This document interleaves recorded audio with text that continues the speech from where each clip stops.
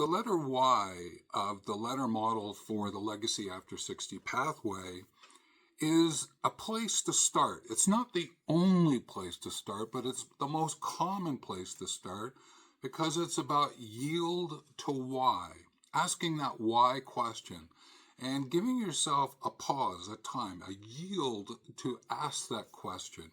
You will find that through your journaling and your words and sketches, you will find a response to why this legacy pathway. And when you do, what you're doing is celebrating the wisdom that you're bringing in, and you're looking at what truly matters in terms of moving forward. The key thing here is yielding does not mean stopping. It means the allowing of the awareness to come forward. And what you're able to do is start to take a look at intention and attention. The intention of what you want to improve, focus, and strengthen because of your legacy. And the attention to what are those steps, those actions, those outcomes that you want to see unfolding. And thus, the different letters of this model will be helpful to that. And it's very much about the difference between reacting and responding and chasing and choosing. So what's happening is you're letting your meaning lead you, not your movement or momentum, your memories. You're letting this legacies, this start, gaining some legs here, some wheels, however you want to use a metaphor to move it all forward. So what this question is really doing is it's saying, okay, I want to take a look at my past experiences, my future possibilities, and why am I connecting those? That helps you to unfold even a little bit more as you sort of unravel what's possible here. And one of the things that I have found to be of great value by asking that why, taking that pause, and when I'm sharing this tool technique with others as they're going into their legacy, that what it does is it grounds you. They said, hey, it actually slowed me down, grounded me, and got rid of a lot of fluffy wuffies. That's a technical term you'll probably hear in my videos. And I said, oh, that's great. What is it that's happening for you? And they said, well, it's sort of like I'm putting my feet on the ground. I'm not putting them up somewhere, or I'm not running away or whatever it is. I'm actually grounding myself. It's sort of like I've taken my shoes off and I'm standing there actually touching the earth, trying to figure out what my legacy is going to be about. And I said, hey, that's an excellent metaphor. I'll probably use it. So I have. And what I also learned from another person was that by doing it, it gave them a sense of a little bit more of certainty when they were feeling uncertain. And I said, can you explain that one just a little bit? And they said, well, I've been an educator for 30 some years. I'm now thinking about what I want to do for my legacy. Asking this why and taking your insights to mind, I started to say, hey, I'm starting to feel more certain here about what's going on. I'm willing to take some risks to see what happens. And I said, that's great as well. So I'm sharing with you grounding, certainty. These are other aspects that help when you yield to why. The question that really is at the foreground of all of this, the question at heart, so to speak, is why am I selecting this legacy path? Why am I thinking about this story, contribution, project? And taking note of that and giving yourself that space to figure out what that's about. Because it's counter to why did I start this project and sort of coming back. If you can think about it ahead of time, what you're able to do is figure out what you want to continue, stop, and start. That is a really interesting element to this whole unfolding of your answer to why. Because what it does is it offers clarity, and then that leans into being consistent in your approach of what it is you want to do. It calls you forward, And that would become more evident as we go into the latter parts of this model.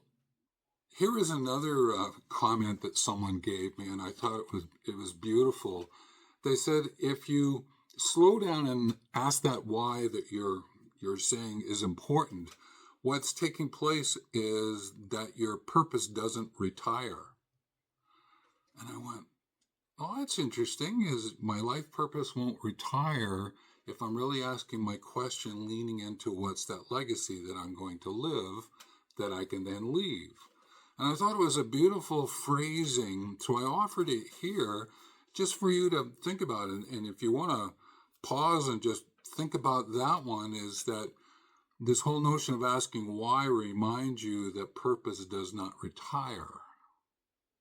Now, another person then said to me, yes, and what yielding does is it gives you an opportunity to understand what life is sharing with you, what life is educating you about, teaching you about. When you pause and ask that why question, I couldn't agree more with that, and I thought that I would mention that one as well.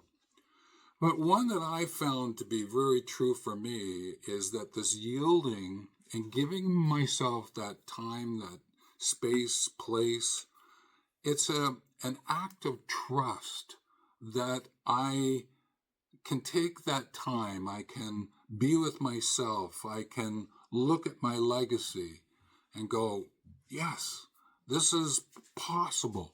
Now, there's some points that I also want to raise, and I've written them down here, so I'm going to be looking at them. So, this turning point after 60 and yielding to your why is that many of us reach this stage of wondering whether their contributions are going to matter. Our stories, contributions, projects, are they going to matter?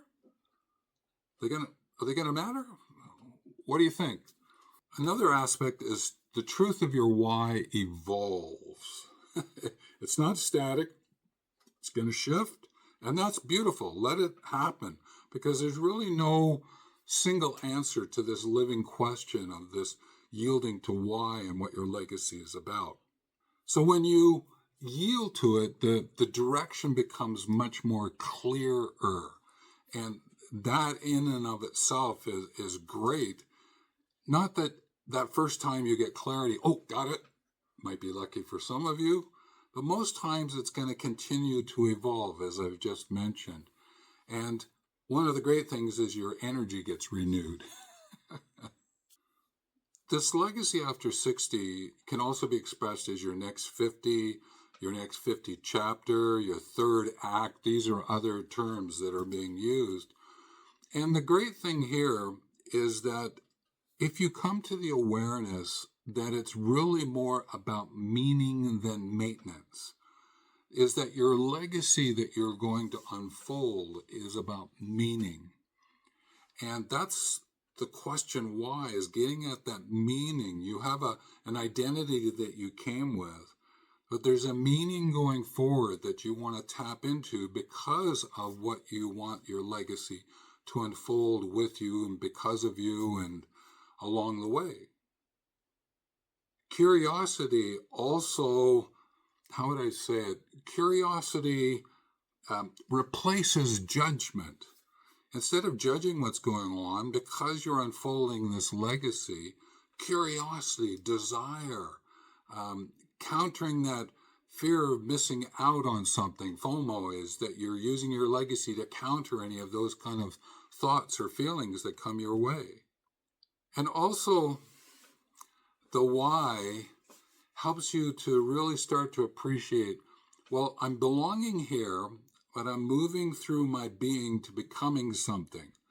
And my why, giving myself that yield to that why, allows me to look at that, knowing that as I go into the other letters of this model, I'm going to refine that, find more meaning inside what it means to be for the world, with the planet, from the whole.